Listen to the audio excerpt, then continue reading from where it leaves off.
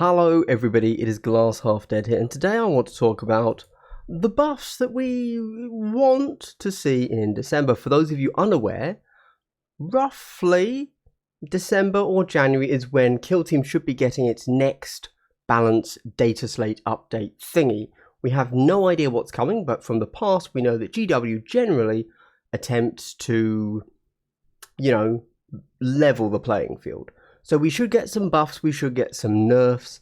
We can have a look at the data that we think they'll be using from BCP and try to figure out what they may touch upon. I have gone through and attempted to find the things that need the buffs and then the things that need the nerfs and then guess what they may do with them. This is done for fun and speculation because why not? Do note, we think the Balance Dataslate will come in December, but it might not be till January. Or maybe they won't give us one. We actually have no way of knowing, we're just obviously guessing. But of late, GW does seem pretty consistent with every 3 months you get this, every 3 months you get an FAQ errata, and we stagger them so that you get something every 1.5 months roughly. Okay, so with that said, let's dive into it. But first, if you're a subscriber to my channel, I'd like to give you a big double hello.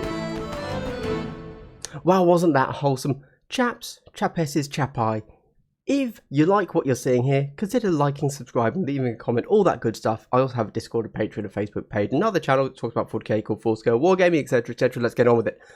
So let's talk about the buffs, because actually, the nerfs, I don't know, I feel like people know what the nerfs are. I feel like a lot of people know these are the teams that I play against and beat me, therefore I want them to have nerfs. So let's start with L buffs. The first things first, you might want to know who are the weakest teams. So I have put down Kroot, Necrons, Phobos, Warp Coven, and Eleusidian Starstriders. Yeah. Now keep in mind that Kill Team doesn't have exactly the largest data set to work with, right? So we may very well look at the tournament stats and see that actually some of these are fine. The most obvious one that we can point to is Blooded. Blooded had about 6 months where they were considered to be the worst team, right? But then one player essentially said, nah. And then he went off, and because he's a good player, Chris Backy, that is, and just won because he's a good player. He could have played anything else. And he probably could have done better with other teams, but he decided they were his main. And he's done well, and that has single-handedly affected the stats, depending on how you get to the stats. Anyway, let's dive into it. So let's start with the Kroot. Now, Kroot are an interesting one. But because their core identity is being not very good. When you're looking at what buffs any faction may get, you have to look at what comes in the box. You have to look at what are they trying to do with that team. The Kroot are not a good team. That is their faction identity. The power fantasy of Kroot is not being good. Except you spend after you have taken damage or had lost a model or whatever, you can then spend a CP to become average with restrictions. Now I suspect that in reality, balance-wise, that team was supposed to be average and then spend a CP to become good. But unfortunately, they are currently bad, spend a CP to become yeah. However, I think they probably have a pretty easy fit. Oh, so you might think, okay, we'll just fix, like what makes them bad to be average. Well, I think that's actually quite difficult to do. For example, one of the things that makes them bad is they only have 3 attacks. So logically, you might say, oh, okay, we'll give them 4 attacks. But that actually has quite a big knock-on effect because then they have a ploy that costs a CP that takes them from 3 attacks to 4 attacks. Well, what do you do with that ploy? Do you make that attack 4 attacks to 5 attacks? Well, that's really good, actually. Kill Team has a very narrow window of balance, which is something I'm going to be talking about in a future video when it comes to Hunterglade, which we'll talk about in a moment. But you really have to be super subtle with these changes, and one thing could easily have a big knock-on effect. Anyway, I do think that they actually have an acceptable fix that won't overpower them, but will make them acceptable. One extra operative, that's backed up by the fact that they actually have one extra operative in the box that doesn't get used, so that's an easy one. And then Accrued have some really good equipment, but it's all too expensive. So I would like to see all of their equipment reduced by 1 or 2 equipment points. For example, they have, I think it's the trophy, which gives them an extra APL per turn. It's 4 points. Look, on some teams, yes, an extra APL should cost 4 points. Kroot suck. They need help. Make that trophy cost, naturally I want to say 2 points. But then, all you would get on a team is 5 trophies. Guaranteed. Because that would obviously be the best. So maybe it should be 3 points. Maybe 3 points and you could use it every other turn, perhaps. Like, that would be acceptable. Yeah, I could see that being used because yeah, there you go. And they also have meat, which heals them for, I think it's either D3 or 2D3 points. That's 2 points. Or is that 3? That should be 1 point, one use per game. Okay, that's crude. Necrons. Man, Necrons have turned out to be a bit crap, haven't they? Anyway, so honestly, this is a bit of guesswork by me, but because they clearly are not a good team, we obviously need to have a look at them. So I would say the way that I originally misread their reanimation protocols is how their reanimation protocols should work. They should be a team that is essentially guaranteed that every model gets 2 lives, except the next life kind of sucks, you know? You've only got 1 hit. But I would also say they can't be injured. So they will go down, right? Because they're easy enough to kill. And then they will, it's on a 3-up, they will resurrect the next turn. And then they will not be injured, even though they're going to die on like 1 shot. I think that's how they should be. Or the alternative, if for some reason that doesn't work, they should resurrect with 3 wounds, guaranteed, instead of 1 or D3, whatever it is. And then get their living metal on top of that, so that potentially they could be coming back with 5 wounds, which would mean they're not injured anyway. Yeah, I don't know. They just need to be that. I prefer the unable to be injured route because that kind of ties in quite nicely with their fluff thematically, what they are, etc. Obviously, easier reanimation protocols, you would then have to rework how reanimation protocols currently works. So you'd have to think about that and what does the medic now do, etc, etc. Phobos. Yeah.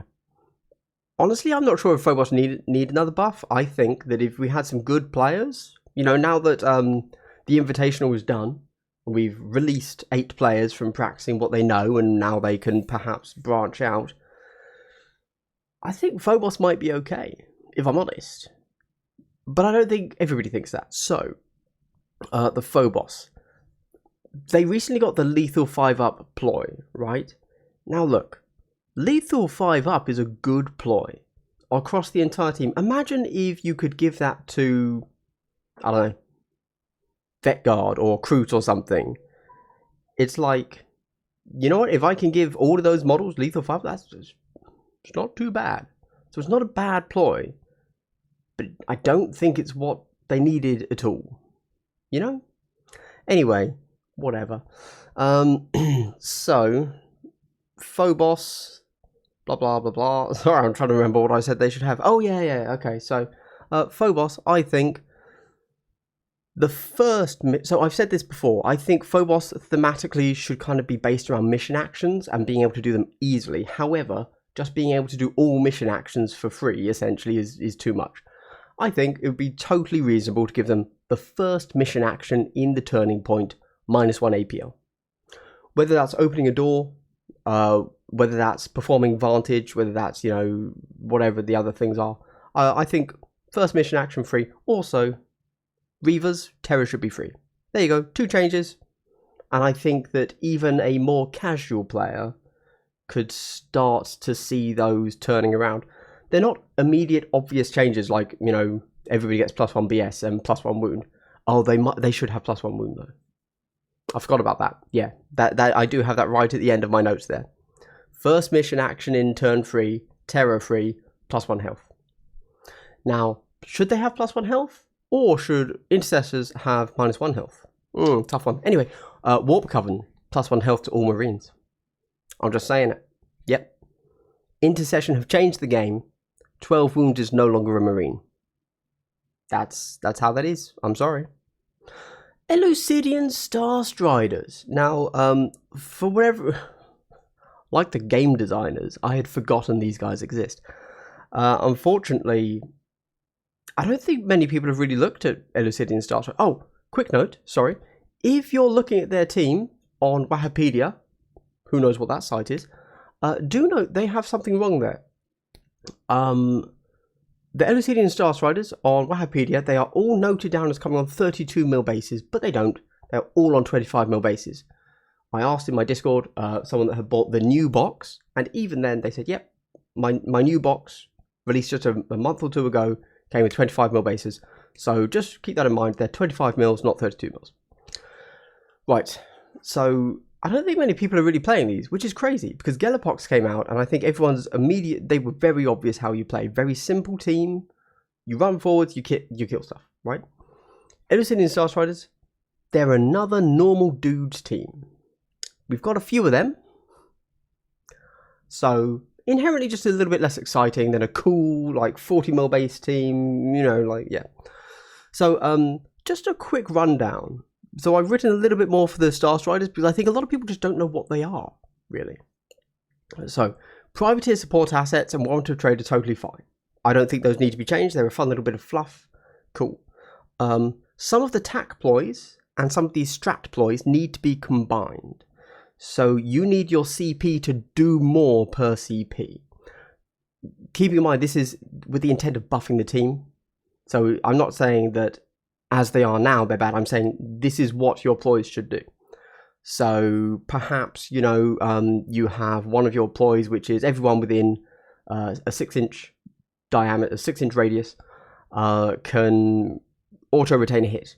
Great. But we need a little bit more from our CP here. So maybe buff that to be +1 or auto-retain hit, but also auto-retain a defense. That kind of thing, even in the open, you know, something like that, just a little something. Investigate motive force, all things considered, is a strong contender for the worst tac op in the game, and it's theirs. You're taking one of, so it's a small number team with every model being very fragile, and you're taking a 2 APL model who is a specialist, so needs to be doing work to make up for the lack of ability of the rest of your team. You know, you can't spare a dude. And you're making him just move an action on a point for the entire game.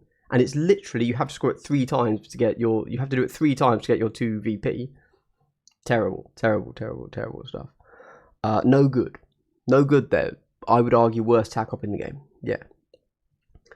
Boring equipment that is overcosted, so you have to take extra equipment, warrant. It's not that the equipment is bad, it's that it's a little bit limited. It can only really be used by like 4 dudes in your team. And you kind of have to take it to make them not the worst models in the game, kind of thing, you know?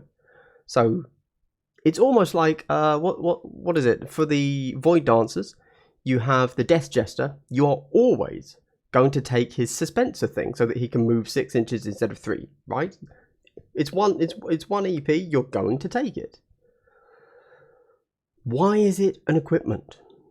Same here. All of their carapace armor and their hotshot lasguns should be baseline. Whatever. There are also more issues with the units themselves, but I won't go into them because there's no way GW will edit every line individually. They won't even do all of the stuff that I've just said. Their main issue is that they have average or below firepower and they don't have enough bodies to make up for their fragility. Giving them all +1, preferably +2 health, and then just pray, because that probably won't be enough. But you can't give them extra models because that's not how the box is sold. They just need everything they have to do more. +2 health across the board. See what happens. And that's it. Oh, we should talk about Kaskin, shouldn't we? So, I don't know if Kaskin need the buff. I think people are just disappointed about Kaskin. But you know what? Give them all +1 health, keep their ballistic skill 4 up, and then give every model the basic trooper ability of having one free elite point. There you go. That's probably enough, to be honest. I think everyone's pretty happy with Kaskin in regards to how they can score. You know, like, they're going to be a weak team that will win. If you're into 40k at the moment, similar to Necrons. Bad team, bad codex, but top of the scores. Top of the morning to you. Because of secondaries and how scoring works.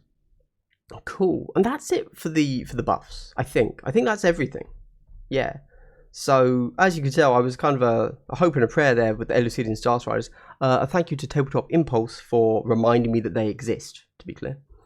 And then we go to the nerfs. The nerferonies. So here we have, I think, easy, everyone knows, Hunterclade, Gellerpox. We need to talk about those. And then I have a hot take, which I kind of revealed earlier. But Hunterclade, how do we fix them? They have gone from the worst team in the game. Everyone agreed they were the worst specialist team to arguably the best specialist team. And all they got was one extra model and no negatives from their, what are they called? Not their motive force, that's the thing that I just said for the Star Striders. Their Doctrina Imperatives. How do you fix that? Just take away the one extra model, because that one extra model wasn't just, hey, you could take one random extra model. It was, you take one more Sicarian. A Sicarian is a really, really strong model. So, yeah. It kind of threw the team out of whack a little bit. So just remove that. Suddenly you're limited back to 4 Sicarians. Yeah, I think that'll be totally fine. Lose one operative. Gellerpox. So Gellerpox have come out of the gate like this. They have yet to receive a balance pass. They're super strong. They're also very simple to play if you want to play them, you know, to an average degree, I suppose. I would say, oh sorry, Pathfinders as well. I would say for the Gellerpox, so I think there are 2 things you could look at. Firstly, increasing all of their equipment costs by 1. Right now, it is the biggest 15 model team, which I almost feel like probably wasn't intentional. So if you just increase all of their equipment points by 1, you'll get fewer dudes on the board. Significant. The other thing is the Hulks. I say drop them to 15 health. Yeah. So at the moment, for those of you that don't know, they are 18 health. I'm saying drop them.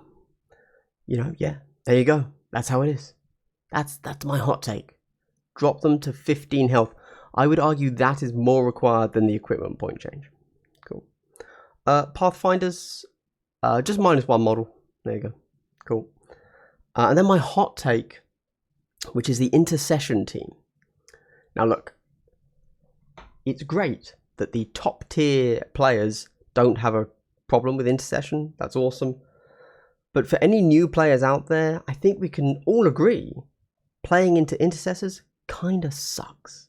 And it's great that new players have a team to go to. It's great that the rules are free. It's great that they're an easy team to collect. It's great that most people in 40k already have those models. But man, tough team to play against, you know?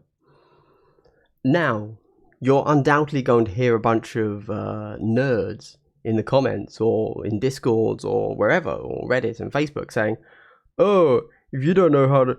what is it they say? This is verbatim. What's the best way to know if someone's a bad player? They don't know how to beat intercession, right? So, you know, cool people. But that's not what I'm talking about. I'm not talking about a tournament player trying to beat intercession. I'm fine that there are ways to beat intercession. I'm talking about the beginner play experience. Especially with how many people are playing intercession. They are the most played faction. You know, GW's idea of free rules and blah, blah, blah has worked. So there you go, great. And I do want them to be a viable team. However, they are not a fun team to play against. So I think a little nerf is in order. I think -1 health, and you can only take 1 chapter tactic. Yeah, so I think most people are probably fine with -1 health, or they don't care about the health. But the chapter tactics, it's a bit of a shame, because the chapter tactics are quite fun, and being able to mix and match them is really cool. But they're also pretty darn strong, you know? And I kind of feel like people should probably have to make a choice. Yeah. There may be a better way to fix the chapter tactic by changing all of the chapter tactics. And maybe you could change it so that, you have to alternate chapter tactics back and forth. So maybe in round 1 you have to have +1 move, and then in round 2 you have to pick something else. No crit damage, -1 crit damage, or the feel no pain, or whatever it is. But then on turn 3 you could go back to another one, whether it's the +1 to your move or any other one, and swap it every turn. But I think that's more effort to put into the rules than just saying you can only take 1 chapter tactic. Now, to be clear, with everything else I've listed in all of this, I think anything I've just said is possible. Very genuinely, I think all good decisions, not overtuned, probably a change that needs to happen. I don't think Intercession is going to be touched. There you go. I think Intercession is something GW is happy with being a too good team. And that's fine. Okay, cool. Again, I'm defining too good team as in the beginner play experience. I'm totally okay with the fact that Intercession don't win top tournaments. That's fine. I'm cool with that. That's not what I'm questioning. I'm questioning the people that have to go in and are trying to play Elucidian Starstriders or Kassakin into Intercession, into people that are otherwise bad players, and honestly need to be learning the game with a not super durable team, but because they're playing Intercession, are actually mopping the floor with people. I'd like to help those players. Okay, with that said, cool. I'm pretty much done. The only thing I would like to add as an addendum to the end here is that upcoming videos are going to be, I want to look at Hunterclade and just how fine a razor's edge that balance is. I want to look at Compendium, because I wrote out a whole list of how to buff every faction in Compendium, and I started editing a PDF of the Compendium to change the stats I wanted, to make it viable. But then I was like, oh wait, hold on, this is probably IP theft, so I'm not going to release that, obviously. I'm just going to have to just say every change, which is a little bit frustrating, but whatever. So I'll just go over that, because it's so easy to make Compendium balanced, and work with spec teams. It's not far off, Anyway, and then I had something else as well, but I'm blanking on what it is. Yeah, cool. All right, something to do with. I also want to look at. We all get the win rates. Win rates are super fun to look at. Tournament stats are super fun. And we all focus on who's winning, what do they have good matchups into. But I want to take a step back, continue to take that tournament data, do something different with it. I want to look at who are the least played factions, and see if we can look at if there is a reason why they are least played in regards to their power level. Is it very simply that low power teams don't get played, or is it just nope, they're just unpopular for completely random reasons? And is there a way to change that? If it is that they are just low power, should we buff low power teams even though they're totally fine, power wise, and just buff them so that people play them? Or is faction identity so strong, even in Kill Team, which has less of a faction identity than 40k. Hold on, faction marriage, because it's just easier to swap faction in Kill Team, obviously. And so we really do need to focus on every faction. Every faction needs its own like balance so that it can be played. There you go. That's all. That's all. And if you made it to the end of the video, I'd like to give you a big triple hello. Wow, wasn't that delightful? I don't know, guys. I just like talking about Kill Team, I guess. Hence me talking about the buffs and the nerfs that I hope we receive or don't receive or whatever. Just raw speculation, if I'm honest, guys. Pretty hyped, yeah. Cool. Anyway, this has been Glass. I've got 2 weeks off work. Use it or lose it. So if anybody wants to do anything this weekend, let me know. Otherwise, I'm gonna go play Call of Duty Modern Warfare 2. Bang through that single player campaign, because I love me a sweet narrative in between gunning down fools. Anyway, guys, stay gangster and keep pimping.